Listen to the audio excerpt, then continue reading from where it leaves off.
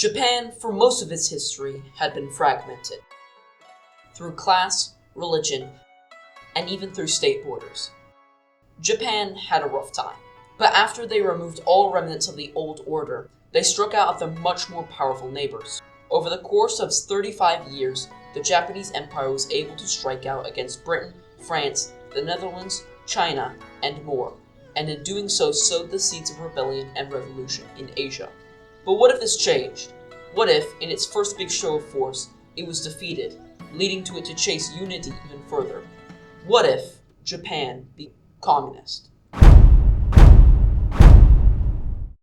Let's first take a look at Japan entering the 20th century. Japan had only just begun having elections 10 years prior, and had only been opened up to the rest of the world for less than 50.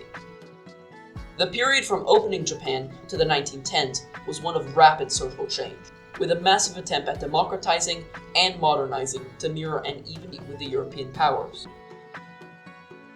Japan's first major show of strength occurred in the Russo-Japanese War over influence in Manchuria and Korea. Japan winning this war majorly boosted their confidence in their own abilities and proved that they were not just some insignificant power.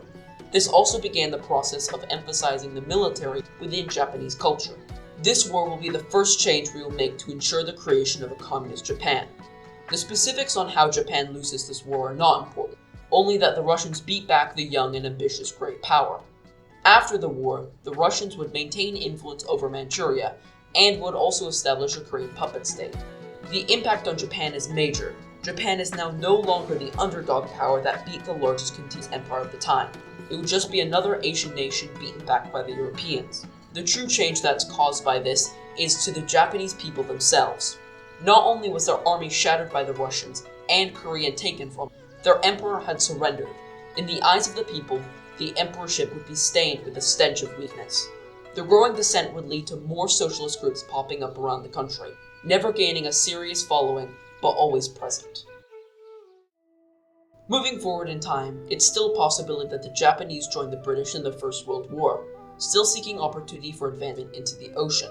Their entrance, however, would likely be much later than in our timeline. Additionally, they would perform poorer as they would have less military funding. The true storm comes during the Great Depression. The army is relatively weak, the economy is in shambles, and the emperor is unable to help the situation.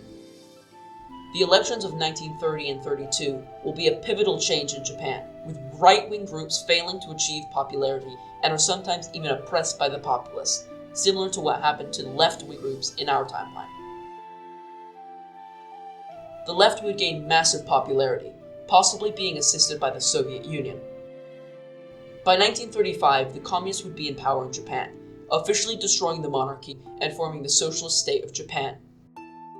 After stabilizing their control over the nation, potentially under the leadership of Kiichi Tokuda, Japan would seek close ties with the Soviet Union, potentially securing a formal military alliance. From this point on, the future depends on the outlook and goals of this new Japanese state. If they prefer to focus on internal issues or do not seek to spread communism, then the world would still look majorly different, although communism is unlikely to rise in Asia did in our timeline.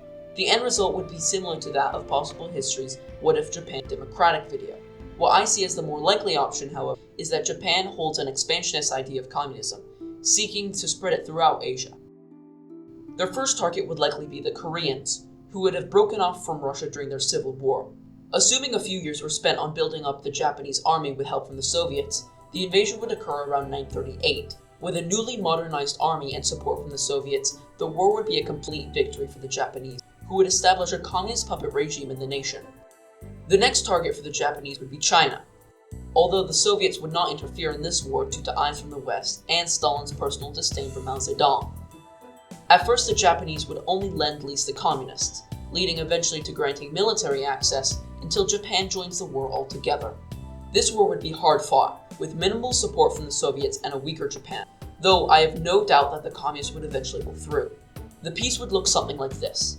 A communist Manchurian state is established under Japanese supervision, most of China goes to the communists, and some minor ports are ceded to the Japanese for their contribution to the war. This new Chinese civil war has the potential for a terrifying common term, a super alliance between Tokyo, Moscow, and Beijing. Let's take a break from this Asia map and quickly touch on Europe, where World War II is in full swing. The Russians are still struggling against the faltering German advance, but are still receiving crucial American lend-lease. Over the next 3 years, the Soviets would still be able to push the Germans back, but without Pearl Harbor, the Western Allies are robbed from a crucial ally. Even if the Americans still join the war, it could be years later, limiting the Western offensive. The destruction of the Germans in this timeline leads to a far larger Eastern Bloc, controlling most of Germany and almost all of the Balkans. During the Cold War, communism sees its popularity grow far beyond that of our timeline, especially in Asia. Many European nations would try to hold on to their Asian colonies desperately, with especially the Dutch and French being unable to part with their colonies without a fight. Any revolutions against the Western powers are likely supported by the communists, and could lead to many new independent states turning to communism or becoming sympathetic to them. Interestingly, the support from the communists for these revolutions could lead to new national borders than in our timeline, specifically Indonesia being split into 2 or more states and Indochina being united into 1. Even with all this help, the Soviets are still likely to collapse and to lose the Cold War to the Americans, although it would occur much later, perhaps surviving into the late 2000s. Even with the collapse of communism in Europe, though, Asia would remain as a strong fortress of communist ideals, especially within East Asia. Japan's economic condition is incredibly uncertain, though I would guess they would follow a similar model to Mao. The nation's economy would grow at a similar rate to that of China, and perhaps even eclipse the economy of Japan in our timeline. Overall, Europe would be far less economically developed due to Soviet control, whereas Asia would be far richer and much closer together than in our timeline. That's all for this episode. I hope you enjoyed this video. Make sure to like and subscribe to help my channel grow. Comment down below what you think would happen if Japan became communist. Click here for another one of my videos. Stay crazy.